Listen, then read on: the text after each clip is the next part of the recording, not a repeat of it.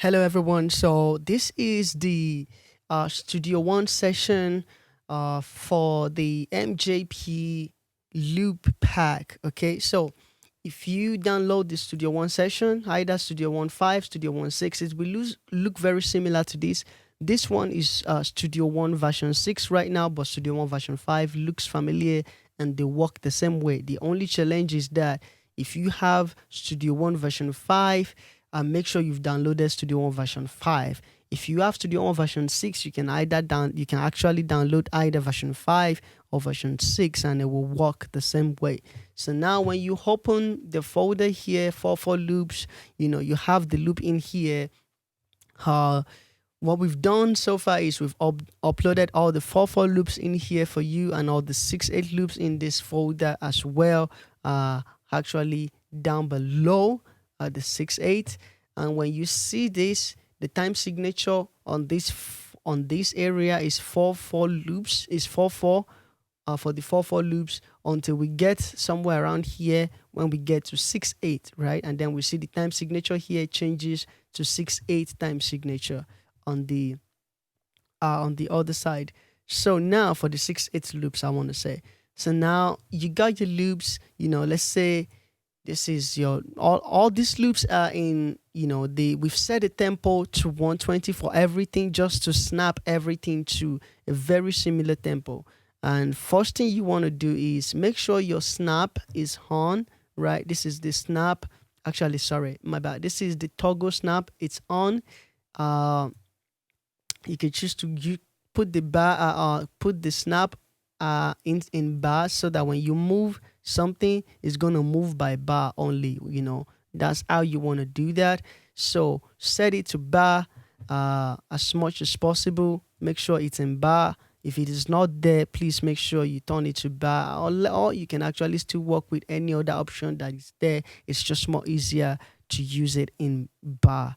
Okay, so now the next thing you want to do is, let's say you found the loop you want to use. Let's say you want to use this loop. First thing, for people who are not familiar with Studio One, or if you're familiar with Studio One, you don't just know this function.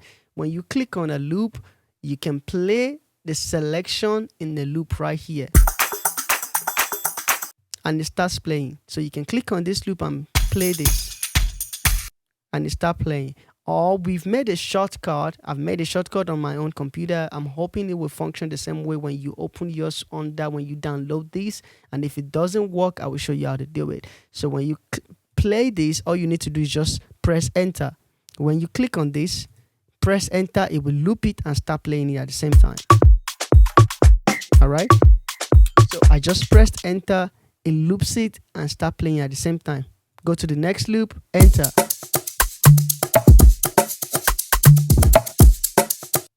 It loops it and it starts playing immediately, right?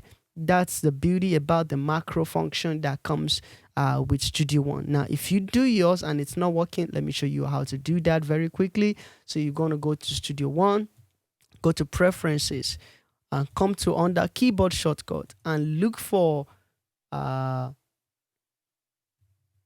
Loop Selection. When you type Loop Selection, come to the macro. Right, when you come to the macro right here and just come to the enter key here, come here and press your key that you want, return. Right, I already have it there, that's why it's not doing. So let's say I delete this. Let's say I click on it and I remove it. So, and I say apply, okay, that's fine. The next time if I click enter, it's not going to do anything. You see, it's not doing anything. So if I go back to preferences right here, go back here and say loop selection, right? Selection, macro, the one under macro. There's a different one here under transport. Make sure you're using the one under macro, and you press any key you want, right? Press enter and say assign, apply, okay. And I can click on this loop and it start working. That's how you do it in Studio One, right? It's a macro function right here, and then you can assign any key you'd like to it. So now back to the main business, right? I can decide to say, okay, I want this loop as I want this particular loop. Let's say I want this loop, choosing generation, the one we made for Sinach. We want it as the first loop. I can bring it up here first. Now you see it's all the way down here. I can say, okay, let's say we want the celestial praise as the next one. Okay. And from here, we can also see the original tempo is 105 BPM. So I can bring this loop, bring it all the way down here, and bring the second one as the second loop right beside it. All I need to do is take these other two and move them away. I can move them far away to a different location, right? So that when I'm playing this loop, these are not also playing under it, because that's what would typically happen unless you mute every other thing. So now I have my choosing generation loop here, and we can say we can change our tempo to match the original tempo 105. Or let's say 105 is a little slow. We want to bump it up a little bit. We put it at 108, right? And then our celestial praise is at 140. The original tempo is at 140. We made this loop for hallelujah, no go finish for my mouth, something like that. So we'll put that tempo at 140, right? You could do 140, or you could zoom it all the way in. You could expand it if it's giving you trouble, and then get the actual tempo that you want. Then you could do this as well. So now song number one, let's say this was here before. We can decide to now bring up song number one here, enter. So right there, we got our choosing generation loop is playing at our tempo that we like. We could go to celestial praise, right? Right? Simple. It's playing the loop. It's going on super fast the way we want it to be. And if we want to, we could do the same moving order. We could do the same for our 6/8 tempos as well, 6/8 loops as well. You know, we can minimize this. Let's say we want this one, my response. We want it to be the first one. We can bring it all the way down here and take this one, you know, hop here and, you know, collapse everything. We can also even play from here. We can select this guy right here, enter. Now, this tempo is too fast. When we check the original information says 86 BPM.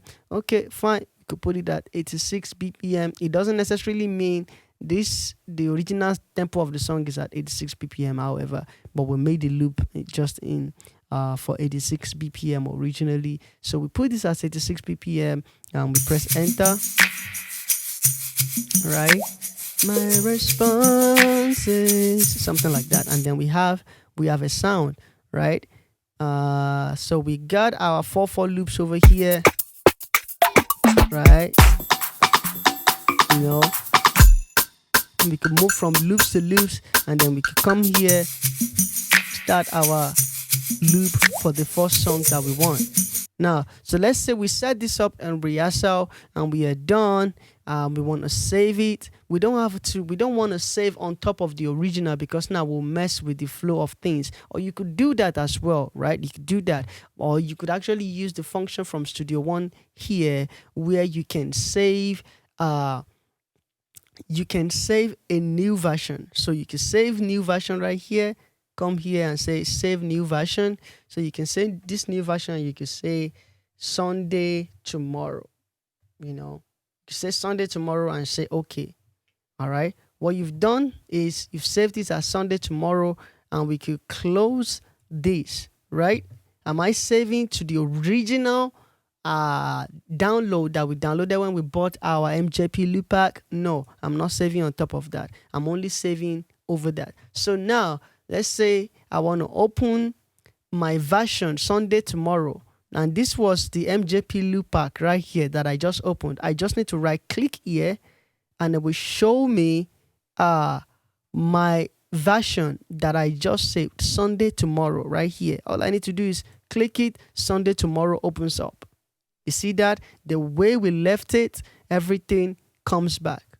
If I close this again, if I close this completely and I actually open, so now the one we want to open was the very first one that we original one that we had. When you open yours, you're going to have only two. You should be having the very first version and the version the Sunday tomorrow that you've just opened, right? The Sunday tomorrow that you just saved, the very first version.